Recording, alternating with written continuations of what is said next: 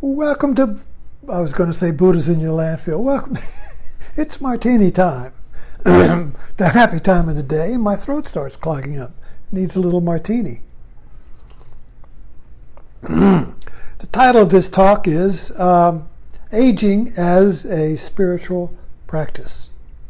My guru here is my mother, who lived to be 102.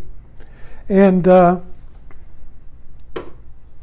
also, let me refer you to Buddhism, what the Buddha did in these Four Noble Truths, basically. He said that that the cessation of suffering, or the cessation of sickness, old age, and death, is possible. Now, what does that mean? You say, well, what do you mean? You're not going to die? No. So let's take a look. So, my mother, who I said lived to be 102, once said, and I've told this before, but I'll keep doing it. Well, we were she was 100 then, and talking about happiness, and she said, "You know why I'm happy?" And we were in the car. I said, "Why, Mom?" And she said, "Because I have no future." And so there was a pause. And when I was younger, I had a future, and I wasn't so happy. And she was happy till the day she died. And I remember when she was 100, I was giving a talk she went to the Presbyterian church, and they had a birthday party for her there. And so as the son, I was giving a talk. And so I started comparing her to a Buddha, or a Buddha nature, in that she had discovered the cessation of old age, sickness, and death.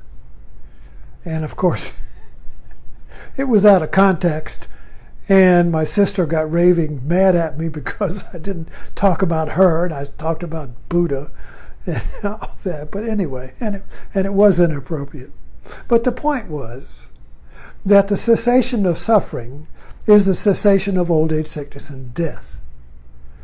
And how do you do that, you see? Well, you accept it. My mother would say, if talking about her body, aging body, well, if I can't fix it, the doctors can't fix it, I accept it. So that's the acceptance of suffering, the acceptance of aging. So if you want to be free from aging, you have to do aging. You have to be it. You have to accept it. You have to embrace it. You have to be it. And when you are aging, when you embrace your aging unconditionally, because it's a fact, you're not getting out of it, it's a fact. So if you try to avoid it, resist it, I'm getting old, or start thinking about the past, I'll be dead, all of that stuff, you see. So if that's what we do, then we are resisting the fact of our life. And that's what the Buddha said was suffering. Resisting yourself. Resisting the truth of your life as it is now, as you are experiencing it. So aging, then, is a gift. It's a spiritual gift. It gives us the opportunity, the practice of surrender to the truth of our existence and the cessation of old age, sickness, and death, which is all in the mind. Of course, the body dies, but that which is aware doesn't. What's known may die, but the knower doesn't. So there has to be a shift from worrying about the content of the cup to the awareness that holds the content of the cup, you see. So when that shift comes, the shift comes when there's an acceptance of what's in the cup. So if aging is in the cup, if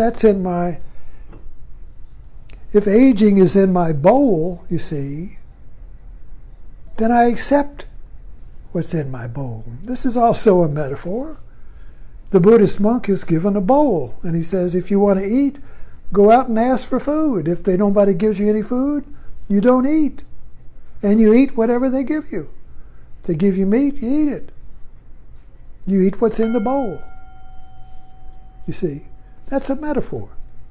So if aging is in your bowl, and it's in our bowl because we start aging as soon as we're born, we just don't begin to notice it until we get around in the 40s and 50s. And then suddenly, whoa, what's going on here? That's when we can practice. That's the opportunity to practice Buddhism and the cessation of old age, sickness, and death, you see. You eat what's in the bowl. You eat what the moment gives you, without resistance, without criticism, without comparing. Well, this isn't as good as yesterday's, or it could be better tomorrow, or where can I go to get a better meal? You can't go anywhere to get a better meal. This is it, you see. This is it. If you got arthritis, if you got this, you got that, you got the pains here and there, your memory's fading, all of that. That's what's in the bowl. Laugh. You only laugh when you accept it.